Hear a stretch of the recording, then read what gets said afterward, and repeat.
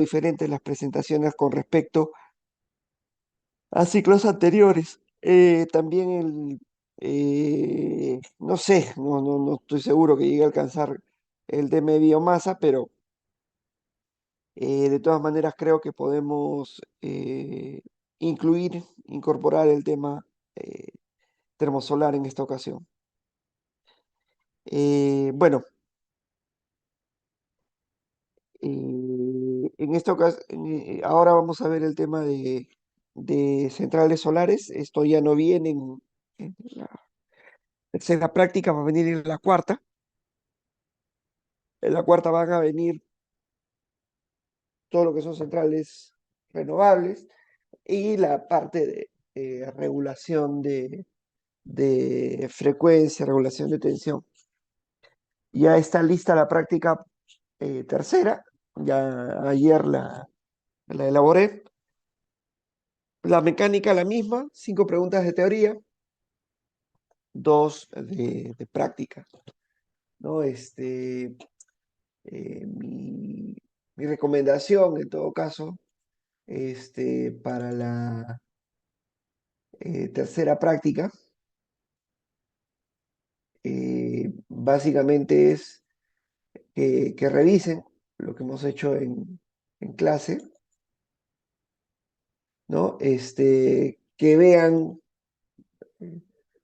los problemitas que están ahí dentro de las presentaciones y que vean sobre todo los conceptos que hemos estado viendo eh,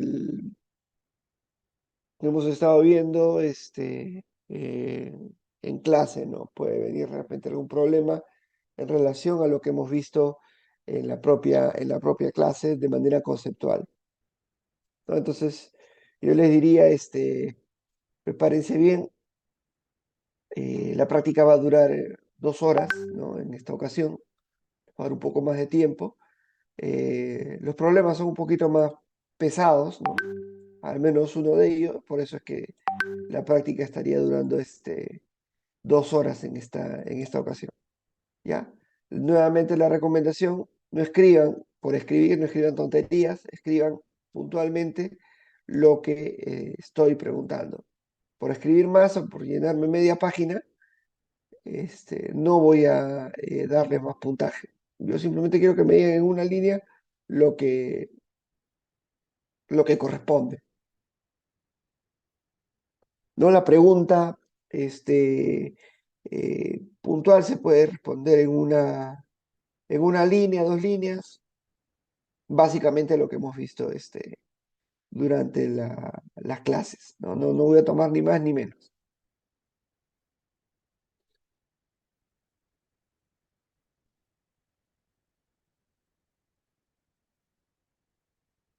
Y como digo, hay en esta eh, práctica, hay unos problemas que están metidos dentro de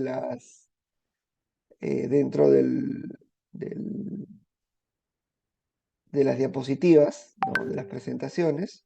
Véanlos también. Y acuérdense, recuerden lo que hemos visto ayer en clase, por los conceptos que que hemos estado conversando y desarrollando.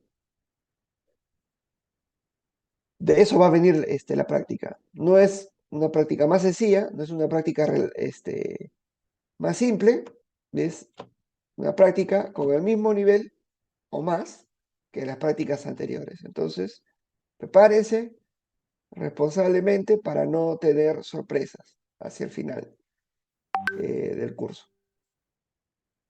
¿Ok? Sí, 2 horas. Empezamos a las 4 y terminamos a las 6. En realidad no es para 2 horas, ¿no? La práctica es para hora y media, en una hora yo creo que se puede hacer. Les voy a dar las 2 horas, llego a las 4 y y les doy hasta las 6 para que la puedan terminar, ¿no? Yo estoy seguro que a las 5:30 o 5:20 están terminando todos, si es que saben. Acá la cuestión es simple, ¿sabes o no sabes? Y si no sabes, también por gusto estás ahí sentado, porque no te vas a inspirar en en, en una hora restante, ¿no? Pero igual para que se sientan cómodos, les voy a dar las 2 horas. Nuevamente les estoy diciendo 5 preguntas de teoría, 2 puntos cada uno, y 2 preguntas de práctica, 5 puntos cada uno. Entonces ya está en manos de ustedes.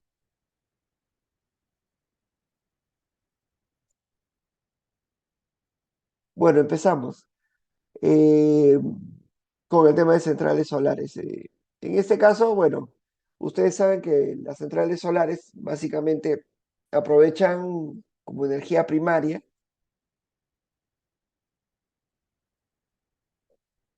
la energía de la radiación solar, ¿no? La radiación solar es producida por el sol. Bueno, las eólicas también utilizan la energía solar, ¿no? Es un poquito diferente, pero en este caso, de manera directa, las centrales solares utilizan la energía proveniente del sol. Hay una cantidad muy importante de energía que emite el sol, ¿no? De esa cantidad muy importante hay una parte que llega a la Tierra. Hay una distancia importante también, eh, pero digamos, esa parte que llega a la superficie terrestre igual tiene un volumen importante de energía. Esta energía solar incide directamente sobre la superficie o cae eh, o es absorbida por nubes, ¿no? Y de las nubes o rebota, ¿no? Se refleja o cae nuevamente sobre la superficie del suelo. Hay otra parte de la radiación que incide sobre la Tierra, que es absorbida por la atmósfera, ¿no? Y otra que se difunde en la atmósfera y regresa, rebota, mejor dicho, en la atmósfera, ¿no? Entonces, la parte, digamos, que nosotros podemos aprovechar del 100% de la energía que emite el Sol es básicamente un 47%, ¿no? Que es básicamente eh, la que es absorbida por el suelo, la que es difundida por la atmósfera, la que cae como radiación difusa de las nubes hacia el suelo.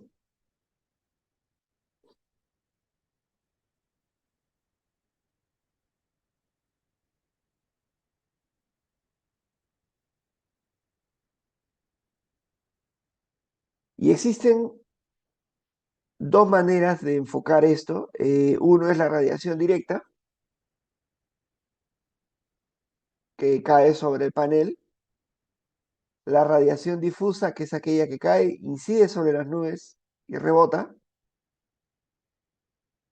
Y finalmente otra que cae sobre la superficie y de la superficie rebota al panel, a la superficie del panel, ¿no? Entonces, tenemos dos maneras de enfocarlo. Una que es la radiación directamente incidente sobre la superficie del panel solar y la otra que vendría a ser la que rebota, ya sea la que rebota de las nubes como radiación difusa y la otra que es la que rebota de la superficie misma del suelo que se denomina albedo, ¿no?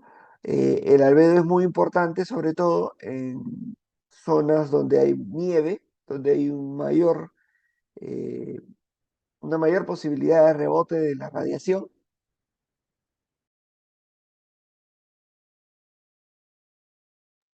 y también donde pudiera haber mar abierto, ¿no? O un mar cercano, porque hay un rebote también de la energía que cae sobre la superficie del mar y pueda rebotar y pueda ser aprovechada, ¿no? Esto después lo vamos a ver con la nueva tecnología que ahora se está difundiendo en torno a a la generación solar fotovoltaica, ¿no? Que es Una tecnología que permite un mayor aprovechamiento y por lo tanto incrementa también el factor de carga, justamente por la utilización del albedo. Eh, bueno, esta es la cantidad de energía que nosotros recibimos en total en términos prácticos. Bueno, este es el potencial solar, eso lo vamos a dejar ahí nomás. Existen, como decía, dos tipos de aplicación para la energía solar. Una, que es la energía solar que se aprovecha a partir de la generación fotovoltaica, ¿no?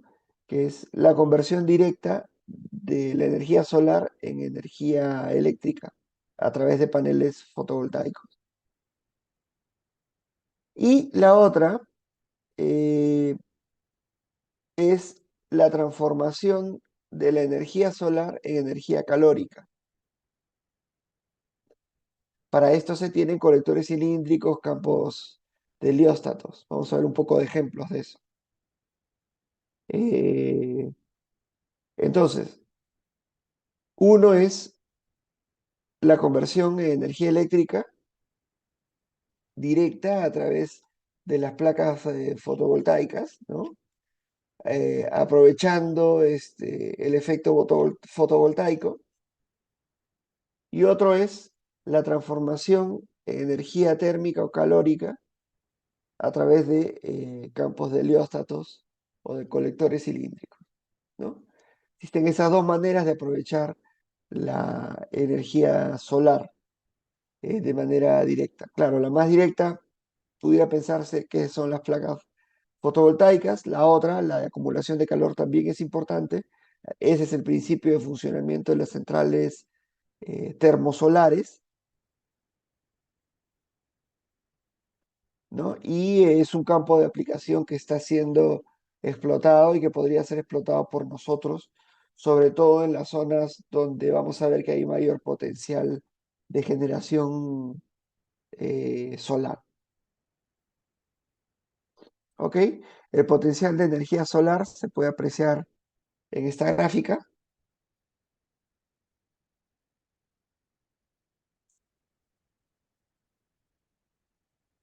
Ustedes pueden apreciar que una de las zonas con mayor potencial en el mundo, ¿no? Está ubicada en la zona sur del país. Bueno, en la zona sur del país, en la zona sureste de Bolivia, en la zona norte de Chile y una porcioncita muy pequeña en la zona norte también de Argentina, ¿no? Entonces, esta zona hay mucha potencialidad de energía solar. En la zona también del desierto del Sahara, del Medio Oriente, también hay un gran potencial. También en la zona de los Himalayas, ¿no? La zona también de Sudáfrica, en Namibia, ¿no? Importante potencial solar en la zona de Australia y también en el sur de Estados Unidos y en el norte de México. Entonces, escasez de nubes, sí, efectivamente, ¿no? También su ubicación geográfica, la incidencia directa de los rayos solares, ¿no? Porque no es que el potencial solar también sea el mismo durante todo el año, eso lo vamos a ver, sino que también eh, este va variando durante el año, entonces hay que ver, de repente el potencial solar es mucho mayor en los determinados periodos, en verano, ¿no? Y en invierno son menores. Pero en conjunto, en promedio, porque acá lo que estamos viendo es el promedio, hay un importante potencial solar en determinadas zonas. Evidentemente, como ustedes pueden ver, el potencial solar en la zona de Sudamérica es muy grande, ¿no? Uno de los más importantes en el mundo. Eso no significa que haya un potencial solar idéntico durante todo el año, sino que también tiene su estacionalidad. ¿Ok? Ahora, Esto es un cuadro de carácter referencial, ¿no? No es que tampoco en toda esa zona el potencial solar sea el mismo, ¿no? Sino que hay que ver también la topología de la zona. Regresando o enfocándonos en lo que viene a ser el país, el potencial solar es el que se muestra, ¿no? La zona de Tacna, de Moquegua y Arequipa tiene un gran potencial solar, pero como les digo, va cambiando a lo largo del año. No es el mismo durante todo el año, porque durante el invierno nuestra posición con respecto al Sol cambia, ¿no? La posición va variando y también se presentan niveles de nubosidad que son distintos y hemos visto que la nubosidad puede generar una eh, imposibilidad de aprovechar toda la eh, incidencia completa de la radiación del Sol porque las nubes absorben parte de la energía, reflejan una parte también de la energía y finalmente lo que se refleja al, al Sol como radiación difusa es menor, ¿no? Menor de lo que podríamos aprovechar directamente con eh, el, el volumen de radiación directa que incidiría sobre la superficie del panel. Sin perjuicio de ello, eh, acá pueden ustedes ver o apreciar el potencial que existe en determinadas ubicaciones, ¿no? En Arequipa, en Tacna, en Moquegua, ¿no? Tomando en cuenta que eh, hay diferentes fechas, ¿no? de referencia. Entonces ustedes pueden ver que dependiendo de de la fecha, ¿no? La radiación también es diferente, ¿no? Y esto se puede apreciar con los colores que nosotros vemos en cada uno de los mapas correspondientes a los departamentos, ¿no? Esta información es información del Cenami, ustedes pueden googlear y ven ahí estos mapas, no solamente para estos departamentos, sino para todo el Perú. Una ventaja que también se tiene en la zona sur, por ejemplo, en la época de avenida, es que amanece más temprano, ¿no? Mientras más nos acercamos hacia el sur, las horas en las cuales amanece también son distintas. Eh, Eso, por ejemplo, permite que en la época de avenida, ¿no? La época de verano, haya una mayor radiación solar, un mayor número de horas del día, ¿no? Permite un aprovechamiento mayor, un mayor nivel de generación también de las placas fotovoltaicas, ¿no? Ahora, un tema importante que no quiero dejar de soslayar, ¿no? Que no debemos soslayar, mejor dicho, es que en la zona sur existe un potencial importante de generación eh, solar. Hay un volumen importante, pero no tan significativo con respecto a su demanda de generación hidroeléctrica, ¿no? Y no hay generación a gas natural. Entonces, en la zona sur del país estamos hablando de una demanda de aproximadamente 2.000 megavatios y una generación eh, hidroeléctrica que puede estar fluctuando entre los 400 y 300 megavatios, ¿no? Que no es suficiente para cubrir toda la demanda de la zona sur. Entonces la zona sur en términos energéticos es una zona que importa la energía de la zona centro, ¿no? La zona centro es la que le vende energía, la que le entrega energía a la zona sur. No es una zona productora.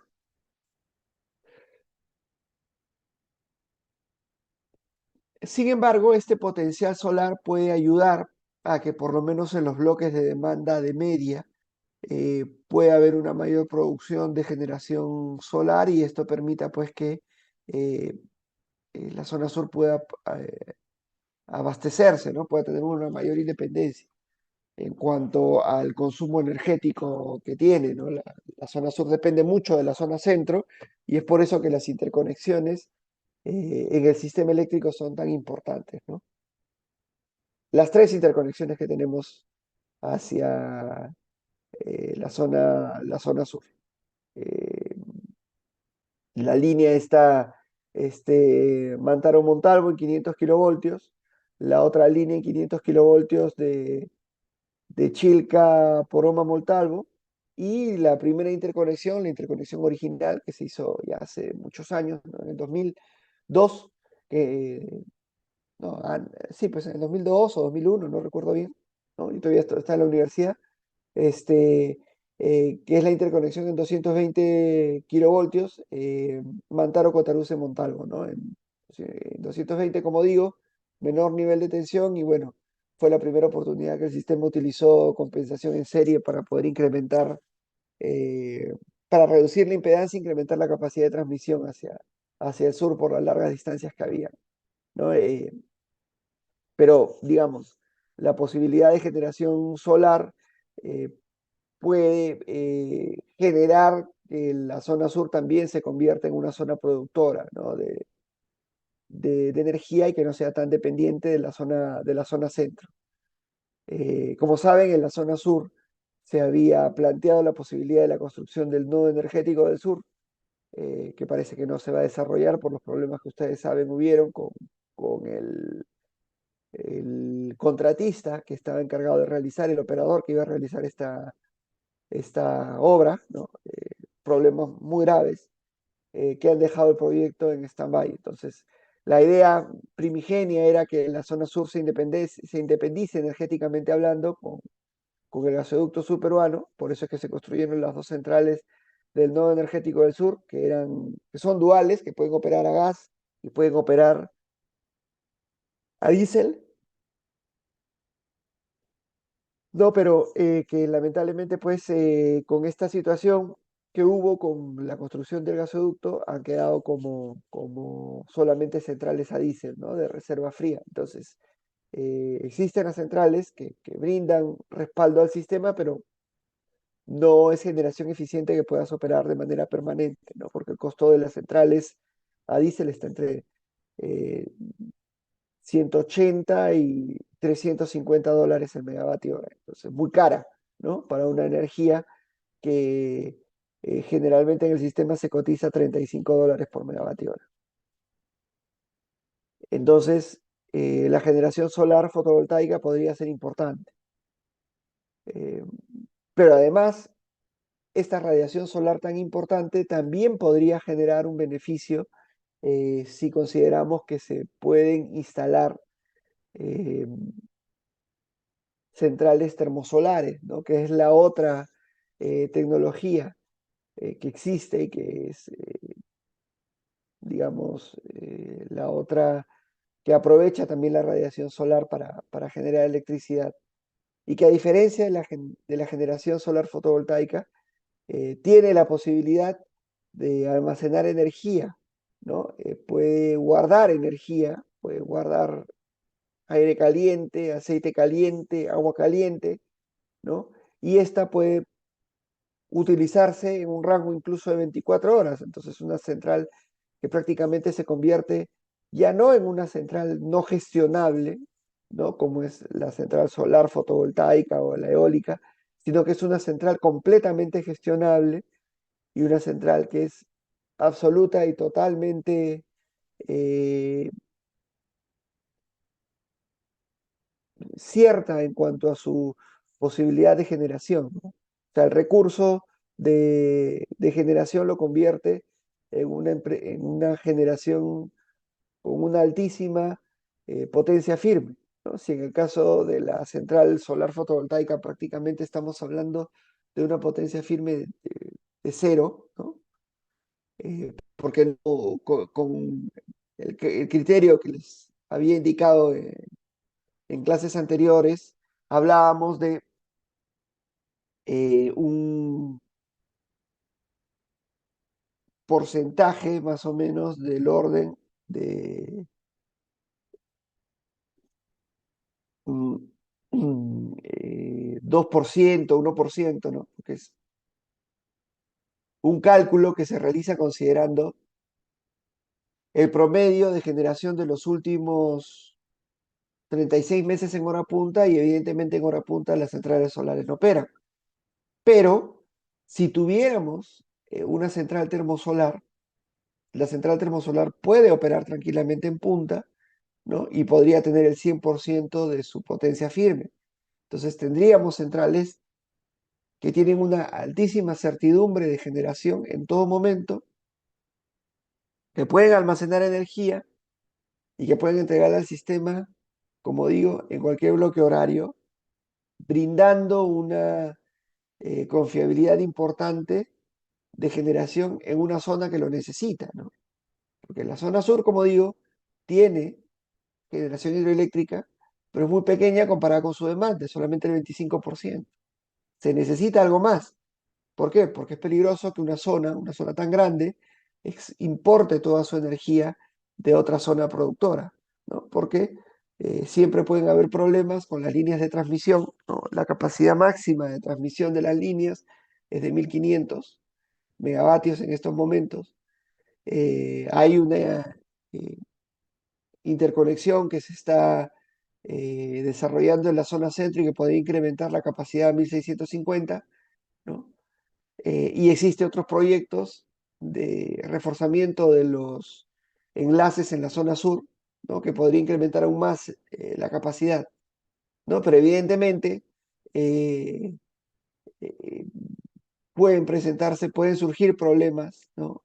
De estabilidad, pueden surgir problemas de falla en las líneas, y estos problemas de falla en las líneas reducen sustancialmente la capacidad de transmisión, ¿no? Generándose congestiones y costos marginales nodales. Costos marginales nodales significa que en una zona del país puede haber un costo marginal de 30 y en otra zona un marginal de 200. ¿Por qué? Porque al estar congestionada, llena, ¿no? Ya no se puede transmitir más energía a través de los enlaces de transmisión. Lo que sucede es que para cubrir el megavatio adicional de energía, ya no puedes traer energía de la zona que está exportando, sino que tienes que generar con centrales ubicadas localmente en la zona congestionada, y en la zona congestionada lo único que tenemos son centrales a diésel. Entonces eh, una indisponibilidad de las líneas de transmisión de interconexión hacia el sur, lo que van a generar es la posibilidad de que existan costos marginales nodales con $30 en Lima, en la zona centro-norte, y con $200 en la zona sur. Es muy importante tener generación local, y generación local sobre todo eficiente, ¿no? Ya que no va a haber generación local con gas natural, porque el gasoducto subterráneo no parece que vaya a ser un proyecto que se vaya a desarrollar, ¿no? Existe esta otra posibilidad de generar energía con generación solar, ¿no?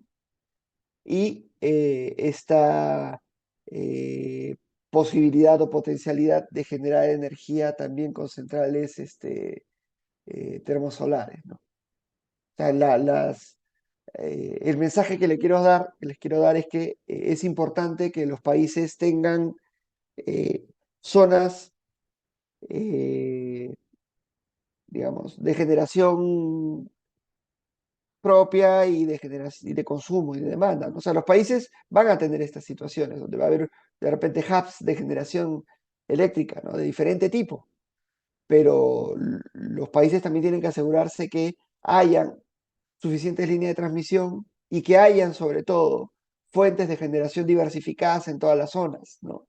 No se puede depender únicamente de generación renovable, no se puede depender únicamente de generación hidroeléctrica, y no se puede tampoco depender únicamente de generación a gas. Se tiene que tener todo el abanico de generación para poderle dar seguridad energética al país, ¿no? Les voy a comentar, aprovechando esta situación,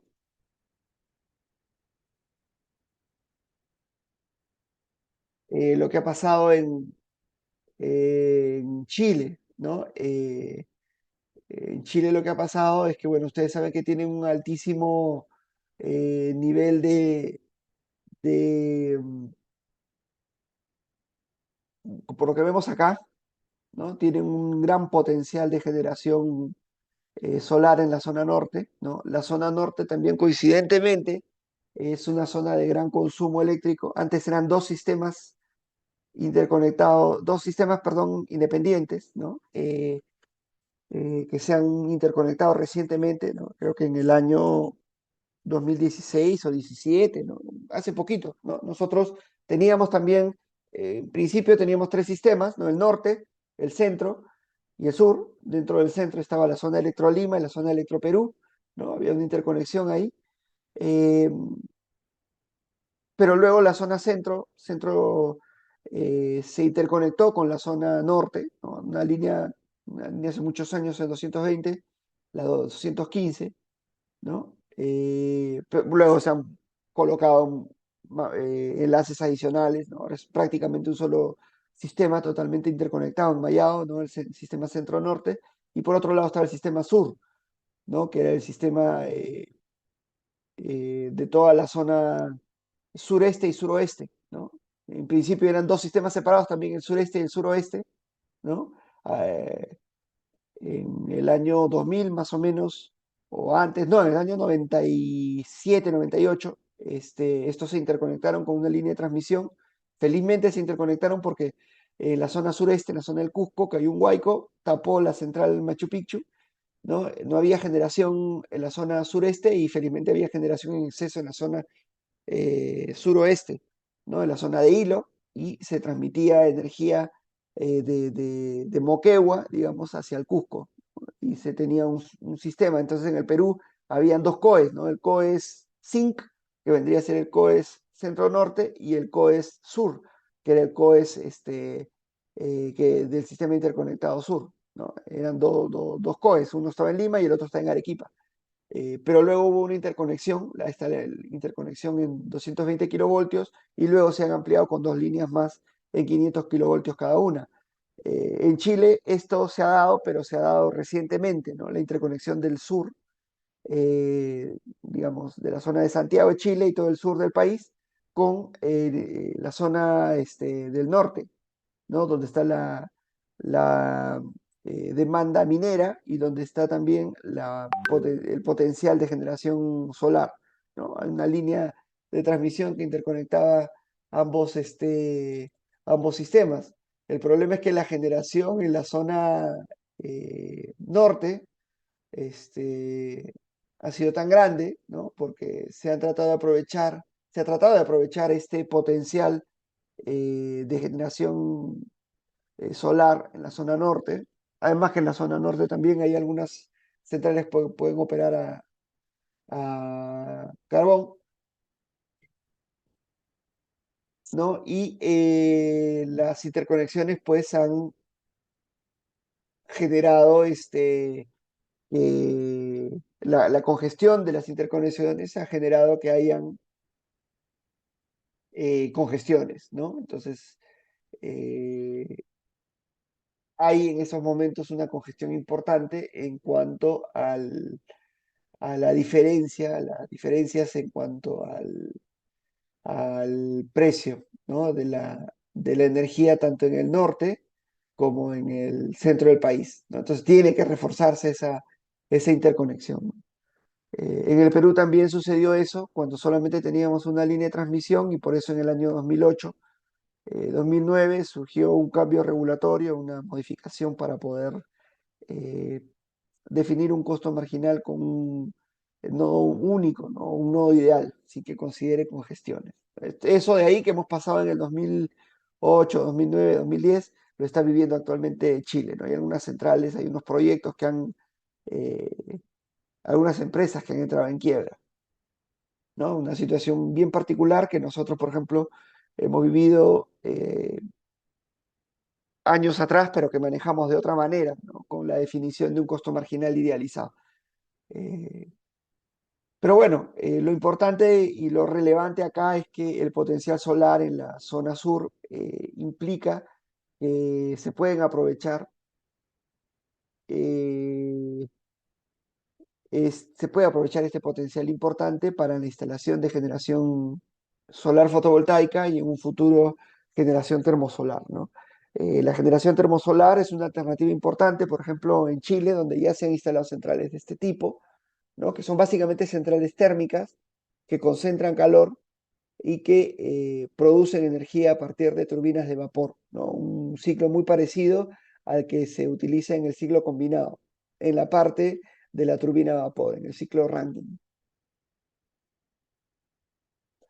Entonces, en vista de que no podría utilizarse o no se podría generar con gas natural, una posibilidad para generarle una independencia energética, ¿no? A la zona sur, a partir del potencial que tienen, es la generación solar, ¿no? Es una posibilidad. Pero nuevamente, como hablábamos ayer, hay que analizar también los problemas que esto generaría, sobre todo el lado fotovoltaico, ¿no? Que va a generar electricidad, la generación eléctrica solar fotovoltaica no tiene inercia, generaría complicaciones en ese sentido. Cosa que no habría, por ejemplo, con una central termosolar, que sí tiene inercia, tiene potencia firme, tiene todas las características propias de una central convencional, ¿no? Lo único malo, como les decía, es que es un poquito más cara, está en el orden de los $70 por megavatio hora en la actualidad, y el precio de la solar fotovoltaica está en el orden más o menos de los $28, $30 por megavatio hora, y el precio del mercado de corto plazo en el Perú está en el orden de los $35 aproximadamente, ¿no? Entonces, bueno, estamos en una situación de sequía, entonces hay costos marginales que se están presentando más o menos del orden de los $200 en la actualidad en el Perú, pero en una situación normal, con una hidrología normal, deberían estar en el orden de los $35. Entonces, $35, una central solar fotovoltaica con $30 podría rentar, pero una central termosolar no. Entonces, para una termosolar sí tendría que aplicarse un mecanismo distinto, ¿no? Como el que hablábamos en las primeras clases, eh,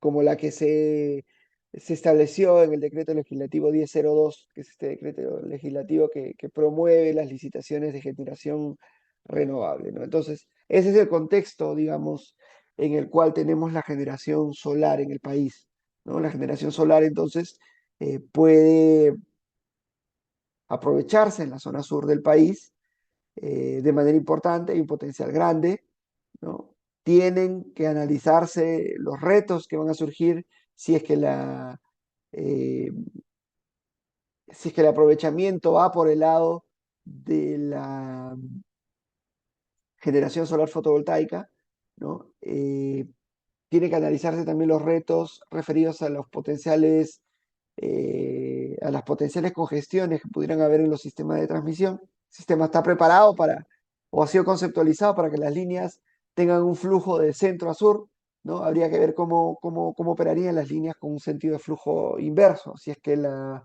zona sur se vuelve una zona exportadora, ¿no? de electricidad. Con el potencial que tiene, podría hacerlo.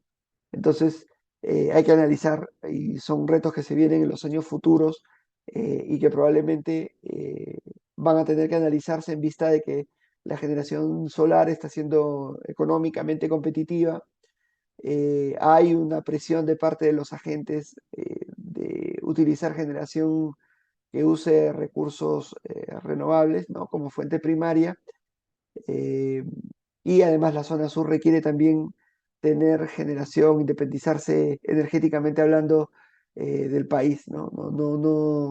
Tanto el sur como el norte, ¿no? Que en el norte hay un importante también volumen de generación, la demanda no es tan grande y ahí se puede aprovechar la generación eólica. Pero bueno, regresando acá a la zona sur, al potencial solar, ¿no? Entonces tenemos esta situación, existen retos, pero existen oportunidades importantes, ¿no? Las centrales solares que tiene el Perú, eh, la generación solar que se ha instalado en el país proviene fundamentalmente de de generación que se ha ubicado en el sur del país, ¿no? El sur del país donde se han instalado todas las centrales solares fotovoltaicas con las que contamos actualmente. No sé si tienen alguna pregunta hasta acá.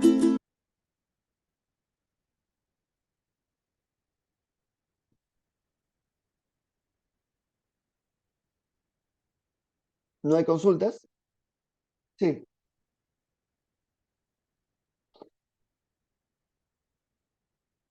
sí. Vamos, vamos a ver una presentación. Espero hacerla, ojalá, en la próxima clase o en la subsiguiente, ¿no?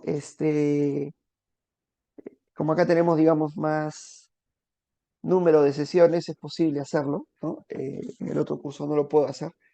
Este, eh, lo que se hace es almacenar la energía, ¿no? Tú, por ejemplo, puedes almacenar agua caliente en tu casa con un termo. El principio es similar, ¿no? Se guarda agua caliente, ¿no? La tecnología permite el almacenamiento hasta 24 horas del calor, ¿no? Más o menos. Y esto se puede aprovechar después, ¿no? No solamente se puede aprovechar, como digo, como agua caliente en un termo muy grande, ¿no? Imagínate un termo muy grande al costado de una central. Hay mecanismos para poder realizar este almacenamiento, ¿no? El principio es el mismo. Se guarda la energía en forma de calor y luego posteriormente se usa, porque ustedes saben que el calor es lo que le da, eh, lo que le brinda eh, la posibilidad de generación a las centrales a vapor, ¿no? Las centrales en ciclo combinado utilizan intercambiadores de calor, calderos, que lo que hacen es aprovechar, por ejemplo, en el caso de las centrales en ciclo combinado, la energía de los gases calientes del proceso de combustión que salen a 900 o 1000 grados centígrados, eso lo aprovecha, lo agarra y a través de tuberías intercambia el calor de, ese calde, de esos gases calientes que salen, ¿no? Esos gases calientes que salen, entran en una cámara y esa cámara está conectada con una tubería que tiene agua, un ciclo de agua. Y esa agua absorbe el calor de los gases calientes y se transforma en vapor. Y ese vapor es el que se lleva a la turbina de vapor y se genera la electricidad con ese proceso. Entonces, acá es algo similar. Se acumula calor y se lleva, por ejemplo, se convierte directamente en vapor, ¿no? O se utiliza ese calor, esa radiación solar, para generar calor y almacenarla en aceites especiales, ¿no? Y el aceite especial lo puede mantener el calor un tiempo y ese calor luego posteriormente se utiliza, ¿no? En un intercambiador de calor para producir vapor y a su vez generar electricidad a través de un ciclo Rankine típico, ¿no? Entonces, ¿se puede almacenar calor? Sí. ¿A través de qué?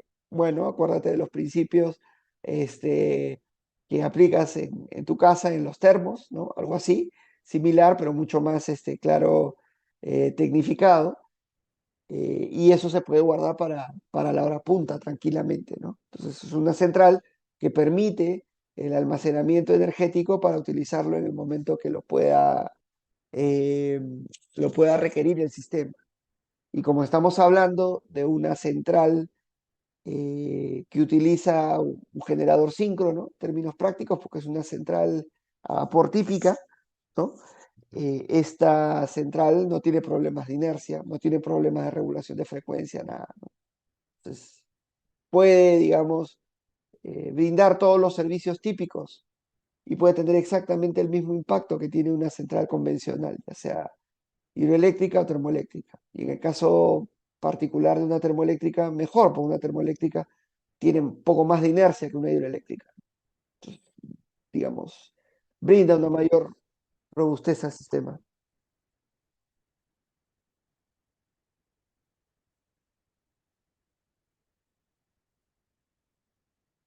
Es una turbina de vapor, sí. Es más, cuando llevas cursos de termosolar, quien te lo enseña es el ingeniero típico de centrales térmicas, ¿no? En algunos países había ingeniería, como he escuchado, ingeniería de calor, cosas así, ¿no? Entonces, como la tendencia actual es tratar de reducir el uso de combustibles, reducir eh, la implementación de centrales a gas en ciclo combinado, ¿no? Cosa que es un error, pues lo hemos visto, ¿no? La transición energética todavía no está completa, entonces en este proceso de transición todavía se necesita esta tecnología. Eh, los ingenieros, digamos, muchos de los especialistas en centrales térmicas típicas, ¿no? Se están reconvirtiendo en ingenieros de centrales termosolares. Entonces, la tecnología es muy similar, ¿no? Claro, todo el proceso de captación de la energía primaria es distinta, ¿no? Pero el proceso de la turbina, de la conversión a electricidad, es básicamente el mismo que una central termoeléctrica, ¿no? Entonces, el proceso, digamos, que se sigue, al ser similar, hace que los ingenieros puedan reconvertirse. ¿Ok? Bueno, existen varios tipos de software, ¿no? Que nos permiten eh, poder de una u otra manera identificar el recurso, la radiación solar que puede haber en una superficie, ¿no? Tenemos SolarGIS, hay algunos otros aplicativos adicionales. Los aplicativos o los portales en donde hay esta información tienen varias opciones, ¿no? Una opción primero que es la opción gratuita, pero lo que vas a necesitar tú, ¿no? Porque ya lo hemos visto, en centrales hidroeléctricas es tener mayor tiempo, mayor volumen de información histórica. ¿Por qué? Porque la información histórica nos permite darle robustez al, al sitio del proyecto donde estamos nosotros tentando el desarrollo de una nueva instalación, ¿no? Necesitamos información histórica, necesitamos información en tiempo real y necesitamos proyecciones, si es que hubiera, ¿no? Entonces, los portales o los aplicativos o las páginas web que brindan esta información, nos brindan información en paquetes, ¿no? Si quieres información gratuita, ahí está. Es la información de la radiación solar en un determinado momento actual, ¿no? Entonces te dan, y es gratuita. Pero si tú necesitas información histórica, necesitas proyecciones, ¿no? Tienes que pagar para poder tener esa data que se toma con satélite. Evidentemente, la información que tomas de estos portales, y es lo mismo que pasa también en los sistemas de obtención de datos que hay en la web para recurso eólico, esta información es información genérica, ¿no? Lo que nosotros realmente necesitamos, ¿no? Es tener información real, ¿no? Información que podamos captar con equipos que instalemos en la zona, ¿no? Porque si bien es cierto, en los sistemas de información que hay en la web hay información genérica, ¿no? Esta información que se absorbe, que se obtiene en la web, no toma en cuenta características como cerros, no toma en cuenta características como edificios, ¿no? Que pudieran haber en el recorrido o en el sitio donde vamos a instalar una central, ¿no? Entonces necesitamos poner equipos, ¿no? Tener por lo menos 1 año o 2 años de data, ¿no? Para poder decir, bueno, en este sitio se va a construir una central. Se necesita data real. Es el mismo caso, como digo, que en las centrales hidroeléctricas. Las centrales hidroeléctricas necesitamos datos reales, por lo menos 1 año, 2 años, 3 años de data real que pudiéramos tomar con un aforo, ¿no? En el caso de una central solar, ya sea termosolar o solar fotovoltaica, tenemos que medir radiación solar, no solamente con información que provenga de portales web, sino también con equipos que podamos instalar en la zona donde vamos a desarrollar el proyecto, ¿no? Y estos equipos pueden ser piranómetros o piroheliómetros, dependiendo del tipo de radiación que vayamos a registrar, ¿no? El piroheliómetro va a registrar la radiación directa. Cuando nos referimos a radiación directa, nos referimos a esta radiación. Esa es la que va a medir el piroheliómetro. La radiación directa más difusa la podemos registrar con este piranómetro, ¿no? Entonces, estos equipos van a ir registrando la información. Si tenemos un módem, va a captar esta información, la va a lanzar a la nube y de la nube la va a bajar seguramente a un servidor donde se va a almacenar y se va a registrar, ¿no? Y de ahí podemos generar las matrices, muy similar al caso que tenemos en centrales hidroeléctricas, ¿no? La misma información que se capta en el aforo se guarda en un servidor, se almacena y de ahí se procesa. En este caso se hace lo mismo, en lugar de registrar caudales en metros cúbicos por segundo, registramos radiación, ¿no? En vatios por metro cuadrado. Esa información la registramos en los equipos y los equipos nos envían esta data para después procesarla.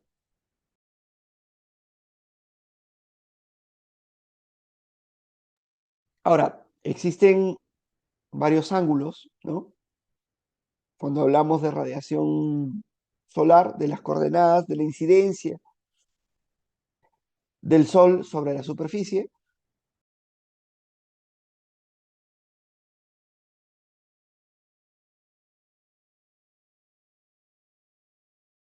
No, nosotros podemos ver acá, sobre todo, permítanme un segundo,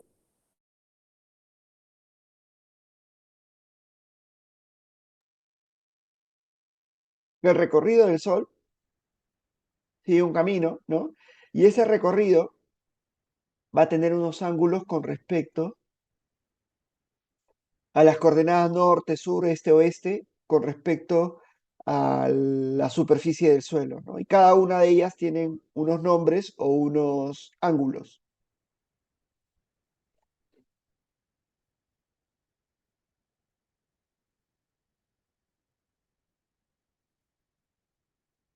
Y acá están las definiciones para que las puedan ver. No, lo importante de esto es que el recorrido del Sol va a tener va a ser variable en el tiempo, no es que el Sol salga por el mismo sitio, siga el mismo recorrido y se ponga en el mismo lugar, ¿no? Va variando con respecto al, al periodo estacional. Y esto ocurre porque nuestra posición con respecto al Sol también va variando conforme varía la estacionalidad, ¿no? Durante el año nosotros vamos ubicándonos en una zona o en otra con respecto al Sol, dependiendo de la estación en la que nos encontremos, y esto se va a reflejar en el recorrido que va a tener el Sol sobre eh, em, sobre nuestra capa celeste, podríamos llamarle, ¿no? Sobre nuestro cielo, ¿no? Existen dos tipos de cartas solares, una carta estereográfica, ¿no? Que vamos a verla, ¿no? Y otra carta cilíndrica. La capa estereográfica lo que va a hacer es registrar el recorrido del Sol sobre nuestra superficie celeste, ¿no? El cielo que tenemos encima, cómo va a ser este recorrido. Y la carta cilíndrica va a ser eso mismo, pero tomando en cuenta una visión de los potenciales, eh, ¿cómo podríamos llamarlo? De las potenciales edificaciones que pudieran haber y que podrían reducir nuestra exposición a la radiación solar. Eh, en el caso de la carta estereográfica, ¿no? Nosotros, imaginémonos, estamos en esta ubicación, ¿no? Tenemos una zona norte, sur, este y oeste, ¿no? Dependiendo, podemos ver con una brújula, y nosotros nos ubicaríamos acá. Acá vería,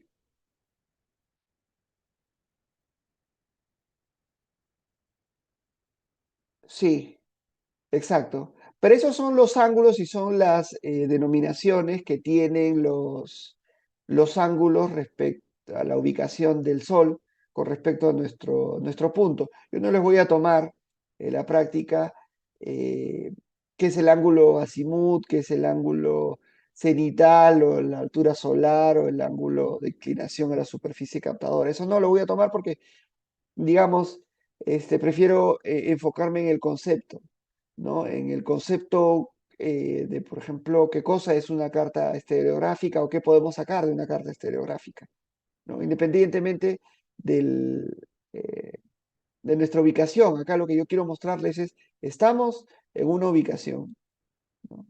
Y cómo va el recorrido del Sol, dependiendo de nuestra ubicación también en la Tierra, ¿no? Por ejemplo, si nosotros nos encontramos en la latitud norte, el recorrido que vamos a ver del Sol a lo largo del año va a ser este que se ubica en toda la zona delimitada por esta eh, línea discontinua, ¿no? El Sol va a seguir esta ruta. Si nosotros nos encontramos en una zona ecuatorial, el recorrido del Sol va a seguir esta ruta, ¿no? Y si nosotros nos encontramos en una latitud muy al sur, vamos a seguir esta ruta.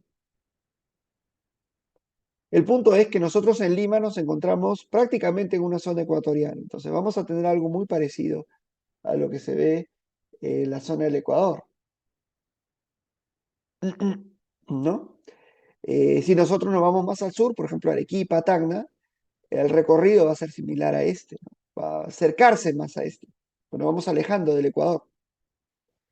Eh, Nosotros vemos acá, por ejemplo, cómo ocurre este recorrido. Esto no es para la latitud sur, ¿no? No es para una. Esto es un libro de un libro español, entonces acá se ve cómo es el recorrido en la zona norte, ¿no? En la latitud norte. Sale el sol por el este, sigue este recorrido, ¿no? Y llega al oeste, donde se pone. En invierno, si se dan cuenta, está más tirado el recorrido del sol, pero en verano se pone más por encima, ¿no? Se acerca más a la línea ecuatorial. Y en este momento hay mayor incidencia también del Sol. Acá estamos más lejanos. O sea, la posición del Sol con respecto a la superficie de la Tierra en la latitud norte en invierno es de mayor lejanía que en verano, ¿no? Es por eso que, como digo, en este recorrido que estamos viendo, que es equivalente a este que estamos viendo acá, en invierno el recorrido está más tirado para esta zona, ¿no? Y en verano está más tirado para esta zona, ¿no? Y eso lo podemos ver, lo podemos registrar con la carta estereográfica. Eso es importante. ¿Y para quién es importante esta? Bueno, lo es importante ya para el diseño de una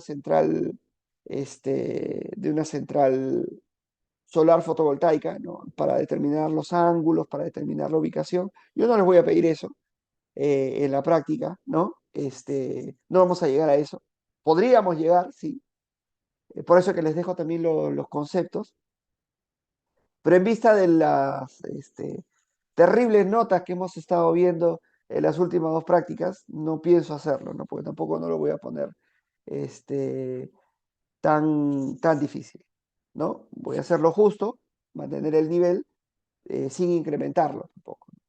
Entonces, este, con lo cual, no estoy diciendo que la práctica 3 va a venir fácil, no, no va a venir fácil, va a venir tan igual o un poco más difícil que la primera y la segunda, por si acaso, ¿no? Pero tampoco quiero que la cuarta sea muy difícil, va a mantener el mismo nivel de la primera, segunda y tercera. Entonces, no les voy a colocar diseñenme una central solar e indíquenme el ángulo que tiene que venir, que tiene que tener el panel solar para aprovechar el máximo de la radiación solar disponible. Eso no lo voy a tomar, ¿no? Como digo, lo que voy a tomarles es alguna cosa un poco más sencilla. Entonces, para la facultad, para la ubicación geográfica de la FIA, ¿no? Vemos la carta estereográfica de la FIA. Ustedes la pueden sacarla también para su casa, ¿no? Si ustedes vienen de provincia también, de su provincia, ¿no? Pueden sacar, digamos, la información, porque es fácil calcularlo a partir de los aplicativos que hay en la, que hay en la web. Entonces, vemos que aquí se aprecia el recorrido, ¿no? Primero vemos que estamos ante una carta que nos da la sensación de ser prácticamente una carta producida en una zona ecuatorial, ¿no? Tiene muchas de las características de la típica zona ecuatorial. Eh, vemos que eh, lo que vendría a ser nuestra época estacional de invierno, ¿no? El recorrido se acerca a esta zona de acá, ¿no? 21 de junio, 21 de mayo vemos, a 21 de julio, 21 de abril, 21 de agosto, ¿no? Muy parecida, ¿no? Entonces junio, julio, agosto, septiembre, octubre, ya estamos llegando a la época de avenida, ¿no? Nos acercamos a la época de avenida, ¿no? Empieza a alejarse, ¿no? De lo que vendría a ser esta zona, el recorrido del Sol, octubre, noviembre, para diciembre, y llegamos a la zona más extrema, ¿no? En el solsticio de verano. No estoy hablando de astrología, estoy hablando básicamente del concepto que se tiene, ¿no? De cambio estacional. ¿Perdón? Esto es la FIE. Esto es de la FIE, sí, la ubicación geográfica de la facultad. ¿No? Y vemos el recorrido en la época de diciembre, ¿no? En enero se vuelve a repetir lo que hubo en noviembre, febrero lo de octubre, marzo lo de septiembre, abril lo de agosto, en mayo lo de julio y llegamos a junio. Y otra vez se repite el ciclo, ¿no? Entonces, ese es el recorrido del Sol en nuestra bóveda celeste. Esa es la denominación, ¿no? Que tiene, bóveda celeste. Entonces, este es el recorrido que hay, como les digo, en la zona, en la facultad, ¿no? Y se puede replicar para cualquier ubicación geográfica. Y por otro lado, tenemos también la carta cilíndrica, que es una carta muy parecida, ¿no? A la que veíamos hace un momento, pero es una carta que también toma en cuenta eh, los, todo lo que vendrían a ser edificaciones, construcciones, vendrían a ser elementos que puedan evitar que llegue la radiación solar directamente, ¿no? Acá, por ejemplo, hay una carta cilíndrica de una ubicación en una universidad en Estados Unidos, ¿no? Se ve que acá hay una serie de edificaciones, eh, una serie de elementos que podrían evitar que incida la radiación solar sobre la superficie, sobre el panel que podrían ellos ubicar, ¿no? Y se ve claramente cómo va variando también el recorrido del Sol en su horizonte dependiendo de la fecha, ¿no? Ven que en la época de lo que vendría a ser para ellos su invierno, ¿no? La posibilidad de aprovechar la radiación solar es menor, ¿no? Vemos acá las horas, ¿no? 5 de la mañana, 6, 7, 8, 9, ¿no? Recién en diciembre podrían aprovechar la radiación solar recién a partir de las 10 de la mañana, ¿no? A la 1 de la tarde, como justamente hay un elemento de obstrucción, ¿no? En el recorrido del Sol no se podría aprovechar y luego se podría aprovechar hasta las 2, quizás hasta las 3 de la tarde, nada más, ¿no? Pero en su época de verano, el recorrido del Sol les permite aprovechar la radiación solar a las 9 de la mañana, desde las 9 de la mañana, igual también hasta las 2 de la tarde. ¿Por qué? No es porque no haya radiación solar, es porque hay elementos obstructivos en el recorrido de la radiación solar que no permiten el aprovechamiento. Por eso es importante no solamente eh, tomar información que pudiéramos obtener a través de portales, ¿no? Porque la información a través de portales no va a registrar estos elementos que pudieran generar obstrucción de radiación solar, como son edificaciones o cerros, ¿no? Colinas. Y es por eso que es necesaria la instalación de equipamiento que pueda tomar data en el sitio de manera permanente y continua, ¿no? Para poder, digamos, tener una mayor visión de lo que podríamos ver. No vamos a registrar nosotros, no vamos a construir una carta cilíndrica incluyendo el elemento obstructivo que pudiera, o los elementos obstructivos que pudieran haber en nuestro horizonte, ¿no? Simplemente vamos a ver una carta cilíndrica nuevamente para la facultad, ¿no? En la que se puede apreciar el recorrido del Sol por horas, ¿no? En nuestro horizonte y cómo este va variando a lo largo eh,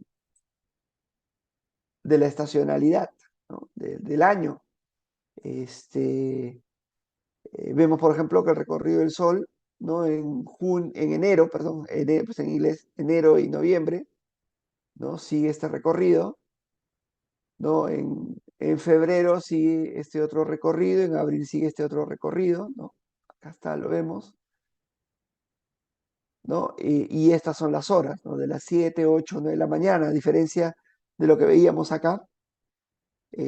Bueno, también se puede aprovechar la radiación solar, ¿no? Pero si se dan cuenta, acá hay posibilidad de aprovechar radiación solar si es que no hubieran estos elementos obstructivos en la zona norte, ¿no? En el hemisferio norte. Se puede aprovechar en verano la radiación solar de las 5 de la mañana, ¿no? Hasta las 7 de la noche. En verano, pero en invierno solamente desde las 8 de la mañana hasta las 4 de la tarde, 5 de la tarde, en el mejor de los casos, ¿no? Acá, digamos, la ubicación en la que nos encontramos, podemos aprovechar desde las 7 probablemente hasta las 7 de la noche, ¿no? Casi 12 horas de aprovechamiento del, del sol, ¿ok? Para que solamente tengan una idea, estos son 9 de la mañana, 9 de la mañana, 9 de la mañana, para estos puntos, ¿no? 8 de la mañana, 8 de la mañana, 8 de la mañana para estos puntos también, ¿no? 7 de la mañana para estos puntos, ¿no? Pueden construir, como digo, su carta cilíndrica ingresando a cualquiera de las webs que les he colocado, ¿no? En esta web puedes calcular la carta estereográfica y la carta también cilíndrica de la ubicación que tú quieras. ¿Cómo obtienes la ubicación? ¿Cómo obtienes las coordenadas UTM? Bueno, te vas a Google Earth, te bajas el aplicativo de Google Earth y pones ahí, este, eh, eh, encuentras la ubicación de tu casa y sacas ahí la coordenada UTM. Y con esas coordenadas UTM te metes a cualquiera de los aplicativos que hay para calcular cartas cilíndricas o estereográficas y lo ingresas y obtienes la carta para tu ubicación geográfica. ¿Ok? En el caso, como les había dicho, del aprovechamiento de la energía solar, tenemos estas dos formas, ¿no? La energía que utiliza el fenómeno fotoeléctrico y la energía termosolar, ¿no? Tenemos eh, estas dos oportunidades, estas dos tecnologías, ¿no? En el caso de la central solar fotovoltaica es mucho más sencillo. Las celdas fotovoltaicas transforman directamente la energía, eh, la radiación solar, ¿no? Los fotones, los transforma directamente en energía eléctrica, ¿no? En la siguiente clase vamos a ver el proceso, vamos a ver lo que vendría a ser el fenómeno fotoeléctrico, ¿no? Y qué tipo de semiconductores hay que utilizar para construir una placa fotovoltaica. Muy sencilla, muy sencillo el esquema de transformación de energía primaria a energía eléctrica en el caso de la central solar fotovoltaica. En el caso de la central solar térmica, ahí sí hay un proceso un poco más complejo. ¿Por qué? Porque hay una captación de energía solar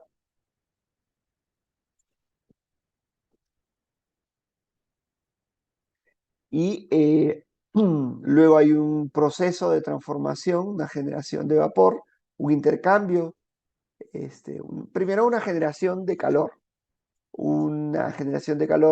que puede generar directamente vapor o genera calor, almacena calor en aceites y estos aceites luego intercambian calor con un ciclo de agua y el ciclo de agua se convierte en vapor y el vapor pasa a la turbina de vapor para la generación de electricidad a través de un alternador que utiliza una turbina a vapor, ¿no? Un ciclo Rankine. Es un proceso un poco más complejo que el de una central fotovoltaica, pero como digo, tiene ventajas bastante importantes, ¿no? Eh, Voy a proyectar un ratito, un segundo. Un segundito de esto. Está en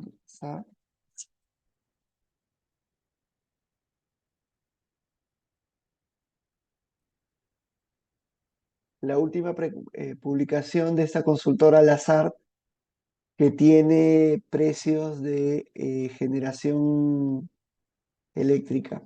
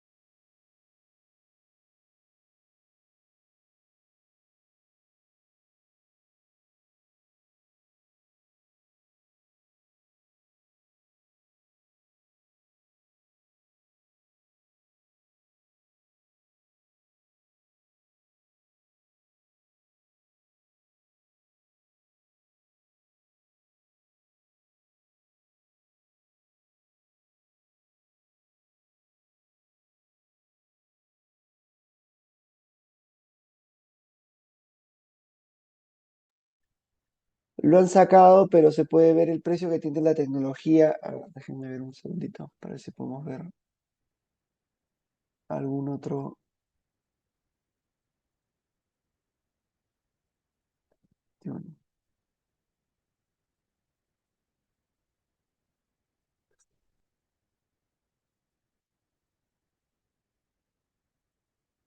Ya, a ver. Ya lo voy a proyectar en un segundo.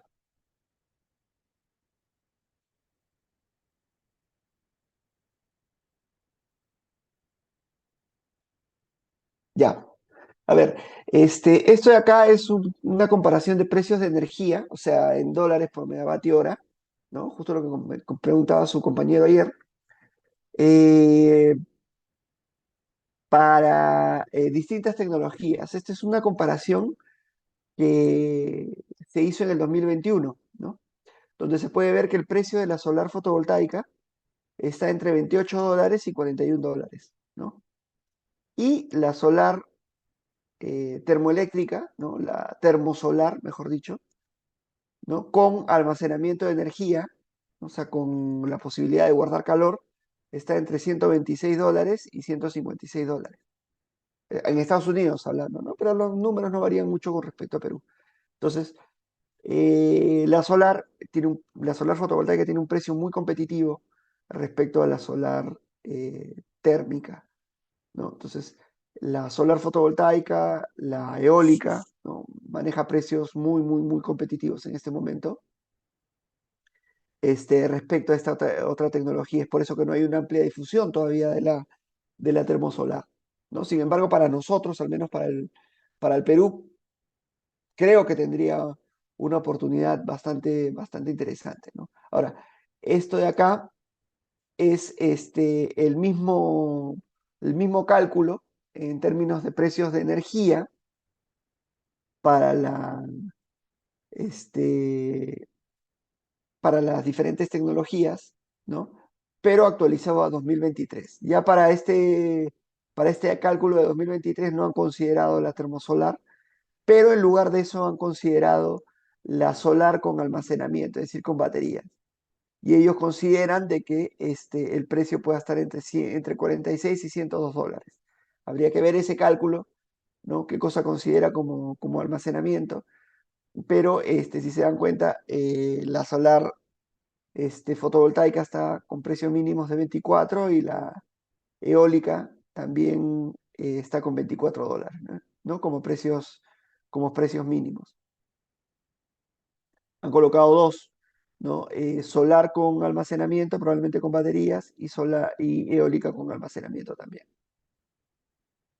¿Ok? Eso es un poco lo que designa por qué hay mayor, lo que explica por qué hay mayor difusión de la tecnología solar fotovoltaica que la termosolar, ¿no? La termosolar todavía tiene precios elevados. Acá dice $126, 156. Yo he tenido conocimiento que ya hay proyectos que han estado alrededor de los $70, $80, ¿no? Entonces, un poquito más bajo, pero igual sigue siendo una tecnología cara para lo que vendría a ser la realidad operativa, la realidad económica del sistema eléctrico peruano, ¿no? Pero como digo, es una muy buena alternativa para desarrollarla en la zona sur del país. Bueno, llegamos hasta acá. Continuamos la próxima semana, el día sábado, el viernes, como les dije, tenemos práctica. Reitero nuevamente, 5 preguntas de teoría, dos de práctica, 2 calculitos. Vean los ejercicios que están en las presentaciones. Obviamente no van a ser ejercicios tan sencillos, ¿no? Van a ser ejercicios un poco más complejos. Vean o recuerden los criterios que hemos discutido ayer en clase, ¿no?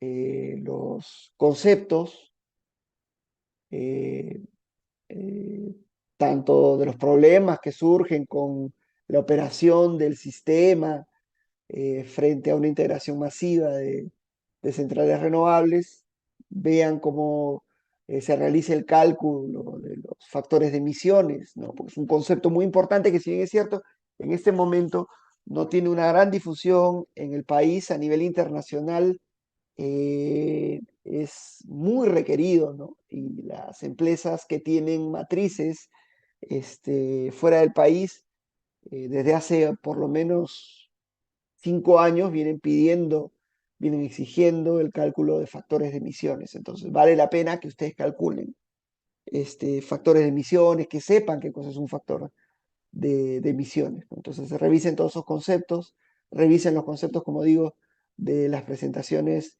de centrales hidroeléctricas, ¿no? Lo que hemos discutido en clase respecto a las centrales hidroeléctricas, porque todo eso va a venir, ¿no? Ya están avisados, no hay trabajos en este ciclo, no hay regalo de nota en este ciclo, ¿no? Porque este ciclo han sido criminales las notas. Entonces, empezamos a las 4 de la tarde el viernes y yo les deseo bastante suerte. ¿Ok? Nos estamos viendo y bueno,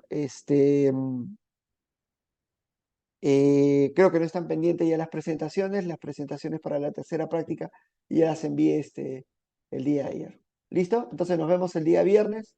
Buen fin de semana. Hasta luego. Chao. Hasta luego. Hasta luego.